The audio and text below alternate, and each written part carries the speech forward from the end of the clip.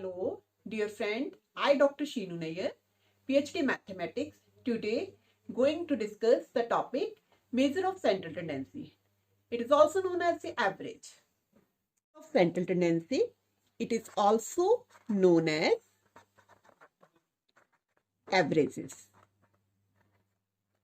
And so, I will discuss now the average kinds of statistical averages. Basically, there are two types of averages, that is mathematical averages and positional averages.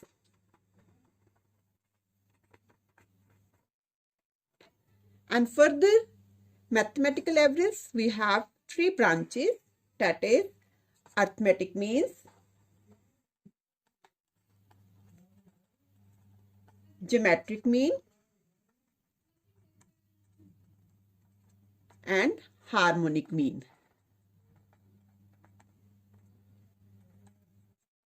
Positional average, we have further two branches, that is median and mode.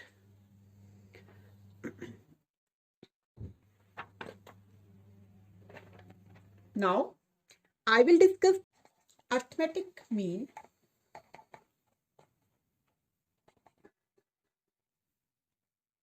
Before discussing the arithmetic mean, firstly I will discuss the individual series,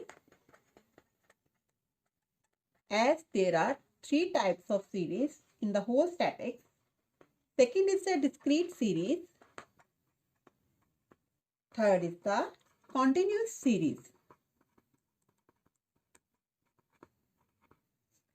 Now, firstly I will discuss individual series.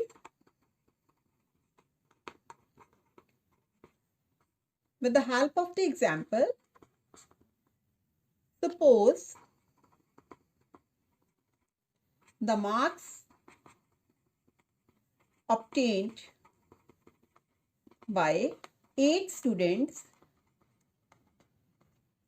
in mathematics test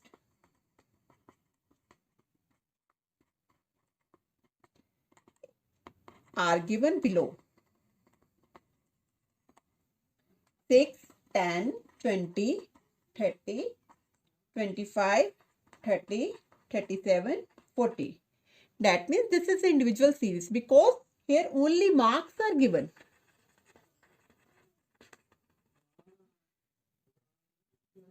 Now I will discuss the discrete series.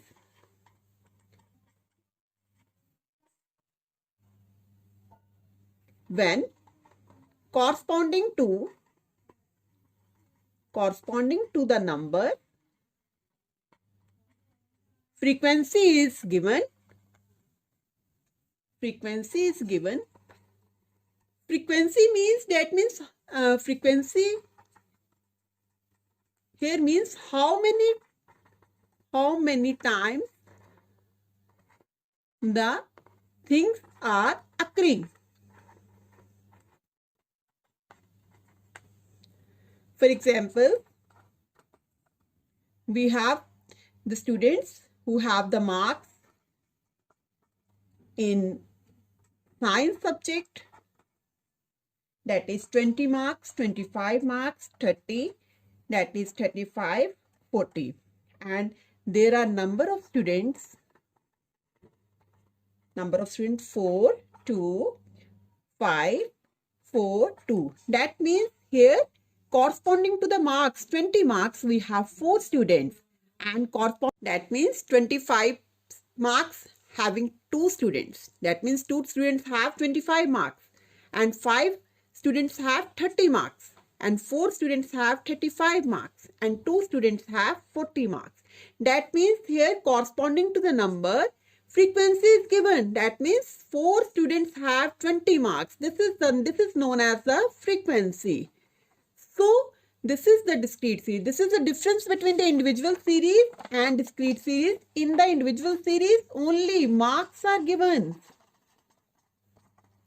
But here frequency is also given. That is the difference between individual series and discrete series.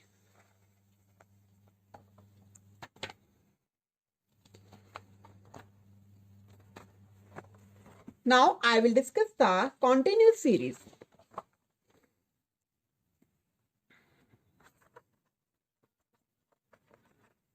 Continuous series. In this series, classes are given. Classes are given. Here, all the variables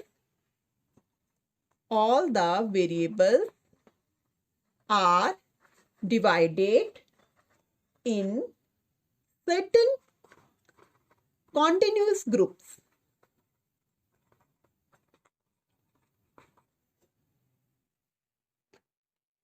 For example,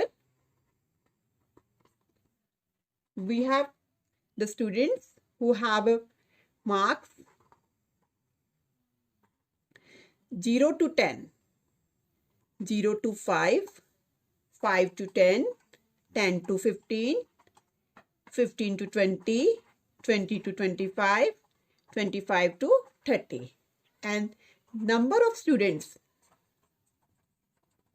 that means who have marks between 0 to 5, there are 11 students, there are 22 students, there are 25 students, there are 30 students, there are 19 students, there are 17 students. That here classes are framed. That means because when sometimes we see that in a class of 100 students, it is very difficult to retain the marks of every student. So for the convenience, we divide the whole data in a groups or in a classes. And this is, and corresponding to the every class, there is a number of students. That means 11 students have marks in between 0 to 4. And 22 students have marks in between 5 to 9 and so on. Now, here class intervals. I will discuss few terms that is related with the continuous series. Class intervals, that is 0 to 5, 5 to 10. These are known as the class intervals. Then limits of the class intervals. Whenever we are talking about the limit, there is a question arises, lower limit and upper limit.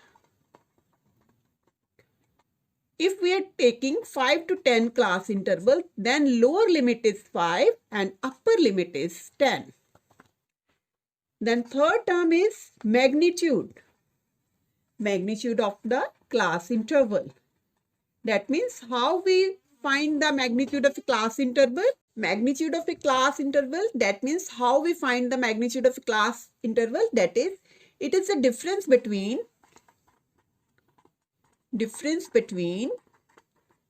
upper limit and lower limit. Our formula is upper minus lower. That means if we are taking again the interval 5 to 10, that means 10 minus 5, answer is 5, your magnitude will be 5. Then how we calculate the mid value of class interval? That means if we have 5 to 10 class interval, then we will find out the mid value 5 plus 10 divided by 2. That is 15 by 2. It is a 7.5.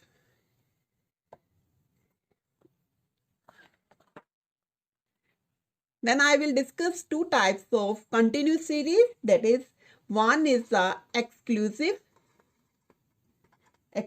series and other is inclusive series. Exclusive series, for example,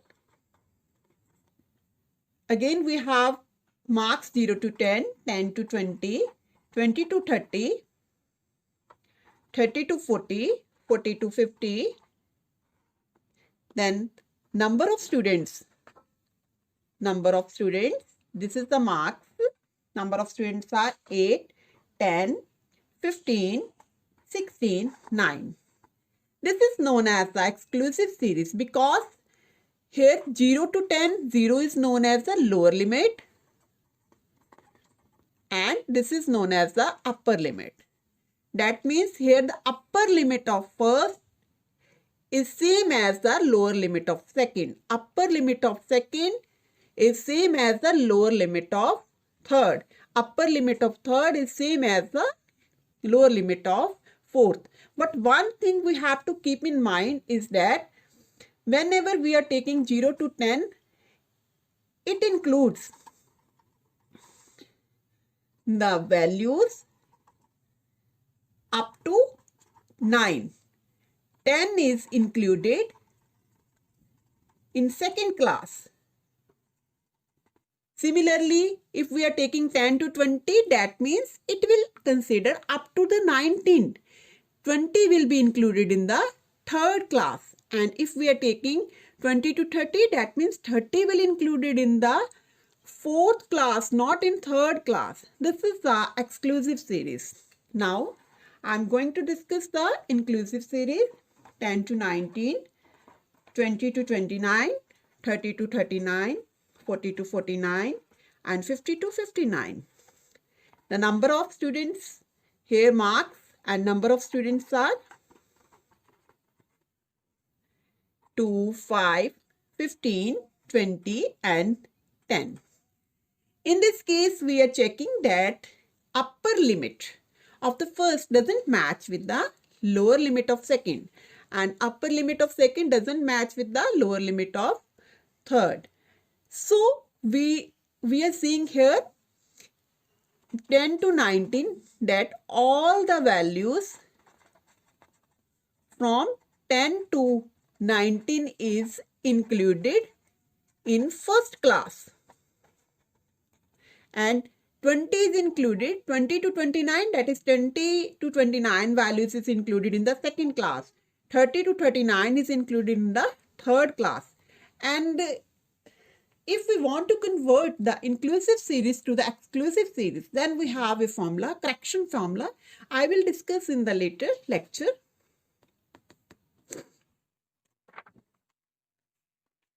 So now up to this, I have discussed 3 types of series. That means one is the individual series, second is the discrete series, and third is the continuous series. Now I will calculate the mean.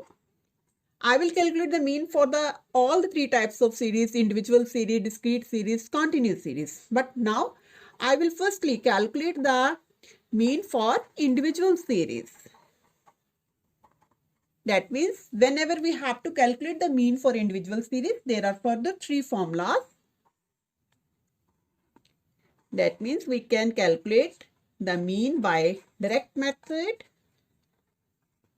by shortcut method,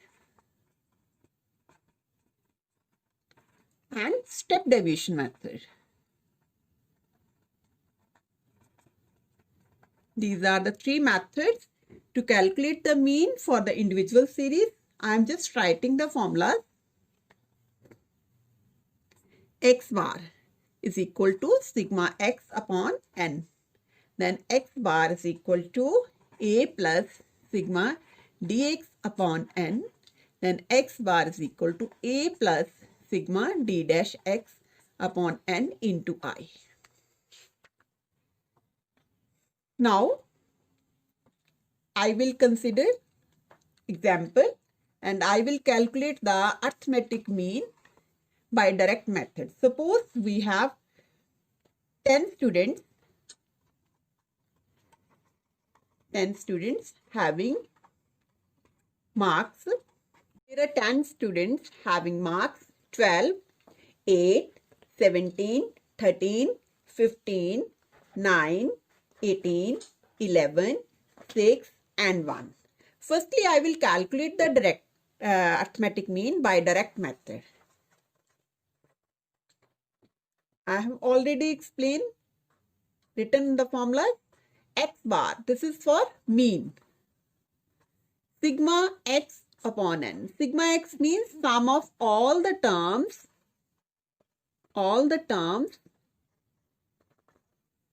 divided by number of terms. That means we will add all the 10 numbers 1, 2, 3, 4, 5, 6, 7, 8, 9, 10, 12, 8, 17, 13, 15, 9, 18, 11, 6 plus 1 divided by 10. When we aggregate them, we are getting 110 upon 10, that is 11. We are getting arithmetic mean is 11. This is by direct method. Now I will take the same problem and calculate the arithmetic mean by shortcut method.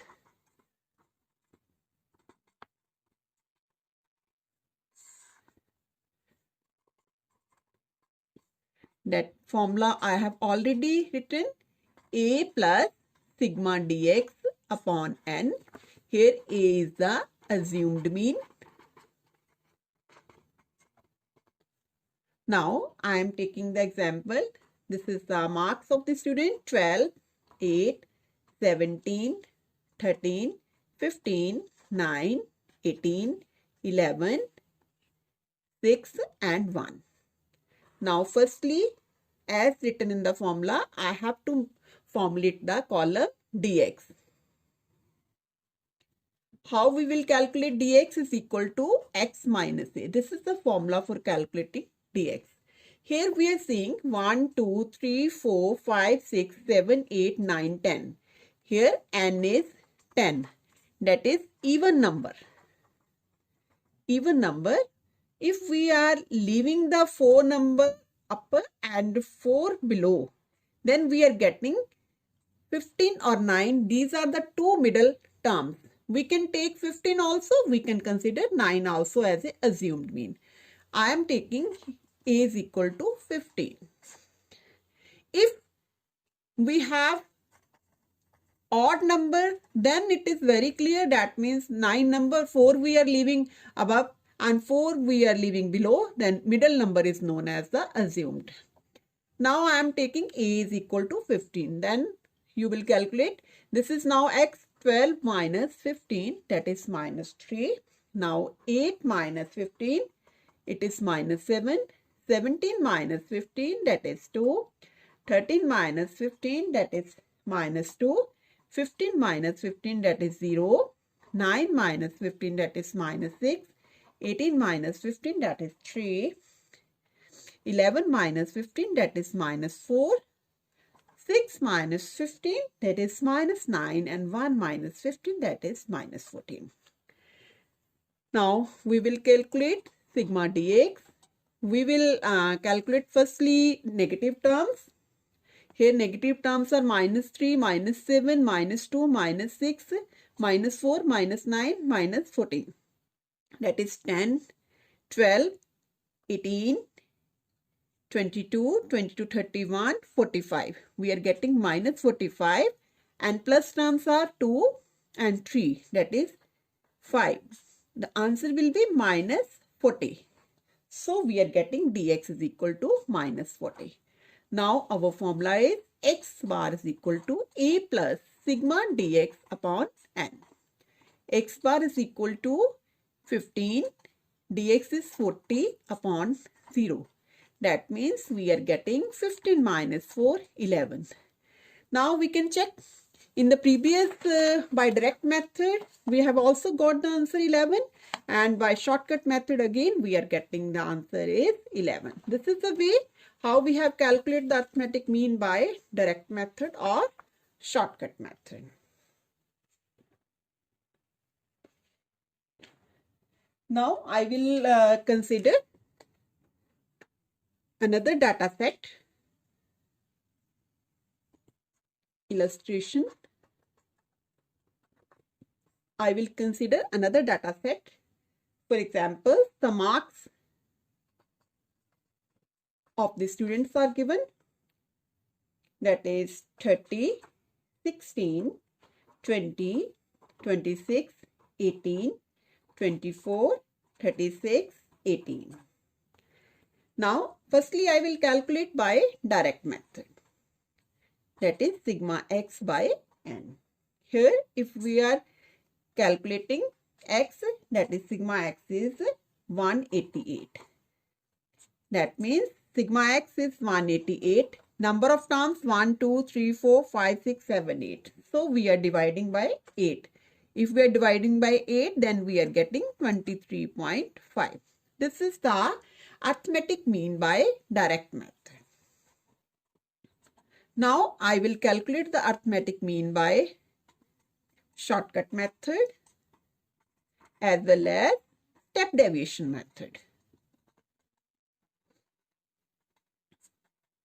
Now 1, 2, 3, 4, 5, 6, 7, 8. I am taking here, that is 8 numbers. I can leave 3 above and 3 from this side. Then I can also take 26 as assumed mean, or 18 I can take assumed mean. Now I am taking here A is equal to 26. Now I will formulate the column dx is equal to x minus a.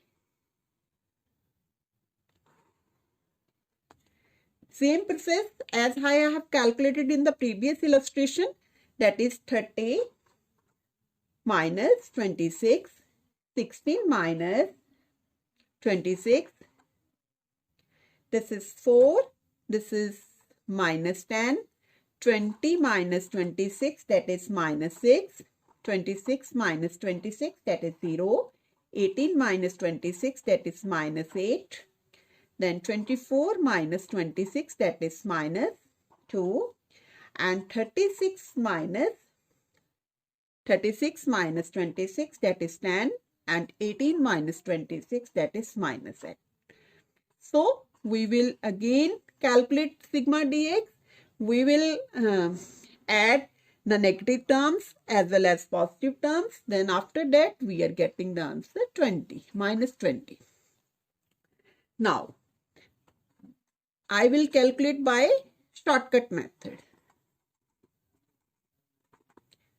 A is 26, dx is minus 28. That means we are getting 26 minus 2.5, then 23.5. Same answer we are getting here. That means direct method we are getting 23.5 and shortcut method we are getting 23.5. Now I will solve it by the step deviation method. In the previous sum, I have not solved the sum by step deviation method because there is whenever we have to apply the step deviation method, we always see in the dx column there should be a common term. Then we can apply the step deviation method. But in this column, we are seeing there is no common term throughout this column. So we can't apply here step deviation method. In this case, we are checking in dx column, there is a term which is common to the whole column, that is 2.